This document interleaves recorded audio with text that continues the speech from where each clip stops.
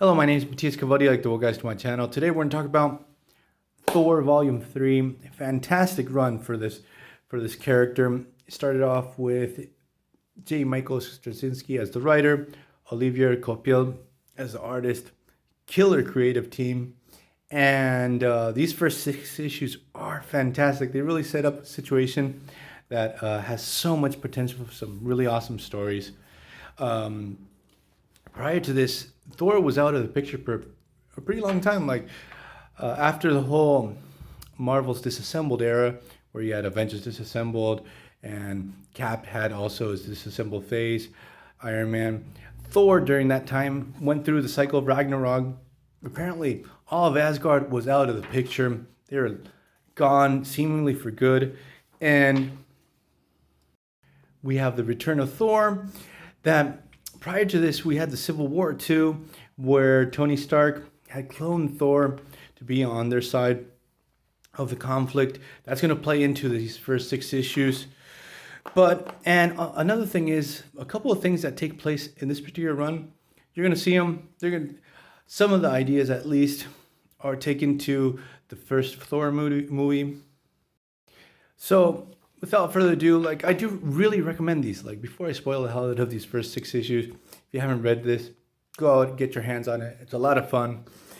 And Marvel did a fantastic job in reintroducing Thor in a way that just didn't feel like a shameless cash grab. They had a story to tell, and the story, it's a lot of fun. So without further ado, we have Thor. He's sort of in the realm of the dead. It's not clear where he is, but he's called back to life. Donald Blake tells him the world needs you. If Thor doesn't come back, if Asgard doesn't come back, there's going to be some big trouble for Midgard. He has to take his role as a hero, as a leader. I gotta say, Coipel's art is, again, I already said it's fantastic.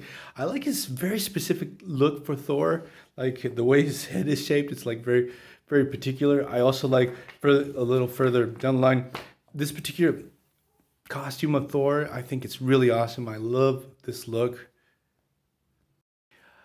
Thor agrees to Donald Blake to come back, bring back Asgard, and the whole situation, how Asgard comes back, it's a lot of fun, at least for me. Donald Blake goes to a place in the middle of nowhere where there's at least open fields, as far as the eye can see, a place called Broxton, Oklahoma. He invokes Thor, and Thor brings back. It's sort of confusing, the situation. If this is, he brings back a piece of Asgard. This is the Asgard capital. He plops it in the middle of Oklahoma. And this whole situation with Asgard and Oklahoma, it actually leads to some pretty interesting situations and interactions with side characters and stuff like that normally I really don't like, or I might skip over sometimes when I'm reading a story. But in this particular story, it adds a lot, because first Asgard pops up. 2 cops arrive. Hey, what the hell are you doing? Where did this castle come out of? Can't be on this property. It can't be put on literally on the land. So Thor's like, okay. So Thor makes the whole Asgard float up in the air. It's not touching the ground anymore. It shouldn't be a problem. And aesthetically, the whole idea looks really, really good. Yeah, and something I got to tell you guys, this particular compilation issue, hardcover, it's a very beautiful edition. Came here to Argentina. They were imported from Spain. They had killer prices. Thing is, I had to go work far away and out in the middle of nowhere, in a place in Argentina on the frontier with Brazil. Pretty, the nearest city, because it was a very, very small town, had one stoplight to the place. And I went. I had to go there for a month of work, and I forgot to take. I took a couple of comic books, but I sort of underestimated how much free time I had, and I needed comic books. And I remember seeing this at the place was sort of like a magazine bookstore, and they had this throne Like in the back, it was, and like the owner, he was like really surprised that a grown adult wanted to read this. Um, like I was purchasing it, and the guy's like, "Okay, you're gonna buy this for a kid," and said, "No, I'm gonna read it myself. I like to read this stuff." Really? The guy couldn't just conceive that an adult would read a comic book, and like another thing that was sort of funny. Like I'm a bookworm, so I read a lot of history and international politics and stuff like that. I would go to the local plaza and sit down and read my books, and people would like stop and say, "Why are you doing that? Why are you reading? Why are you wasting your time?" It was a very surreal place. Okay, that aside, let's get back to this. So Asgard, the owner of the land, arrives and says, "Hey man, what the hell is you doing with this gigantic piece of land floating over my property?" So Thor says, like, he tells the guys, like, "I'll buy it from you." Actually, the guy tells him, and he says, "Just come in, take whatever you need."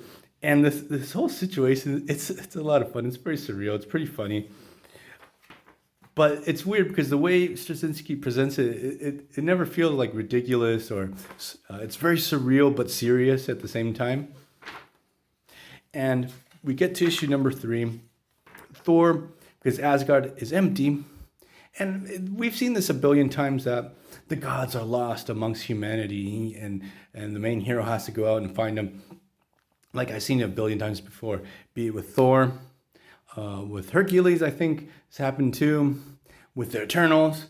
Uh, it's sort of like a trope with a god type of characters when they have to search lost gods. So Thor goes to New Orleans post Katrina, looking for Asgardians. He crosses paths with this dude who's going to be Heimdall. Like, sorry, I've spoiled it.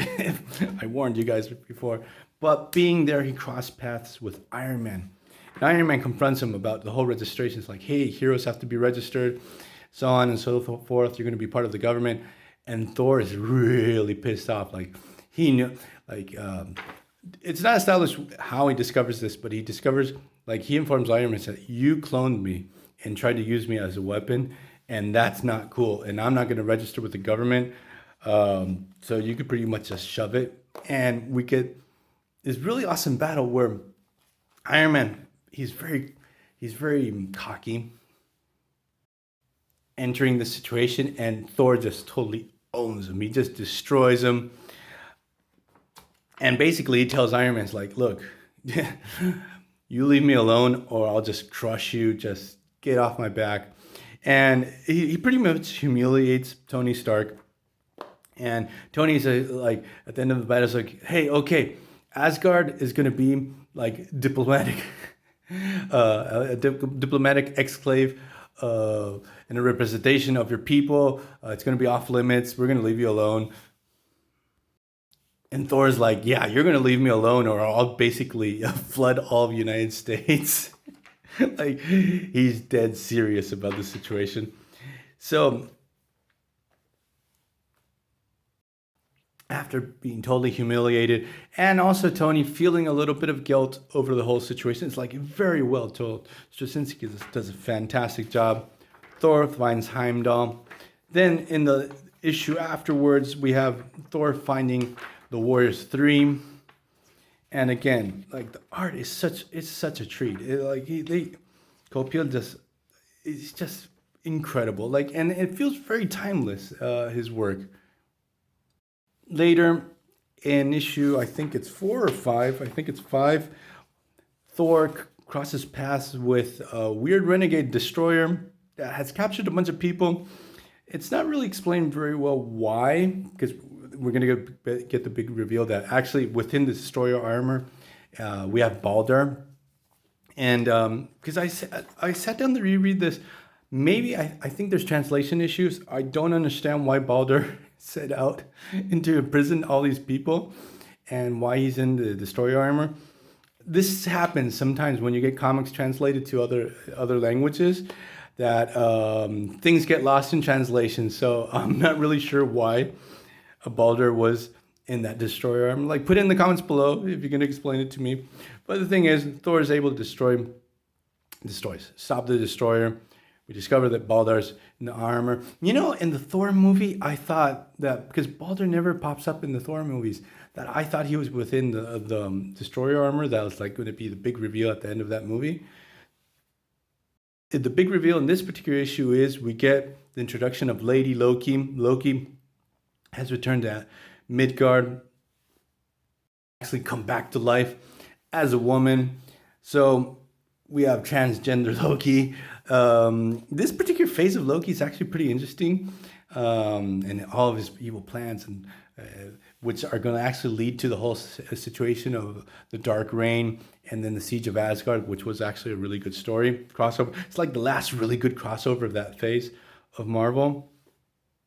And I think like Loki's actually looks a lot like Lady Sif. There was like this whole situation where he stole Lady Sif's body or appearance or something like that, just to really mess with Thor's head, as true and normal with Loki's style.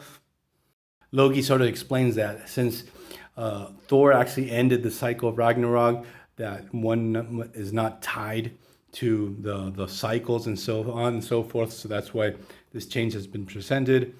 Then we have like the Asgardians having a local meeting with the people of Roxton, North Oklahoma, where they have to talk about normal mundane things of normal life in the city. That's also, it's a lot of fun. So I'm going to leave this video here. Check out the beginning of Thor Volume 3. This whole run is actually really solid as hell. See you guys next time.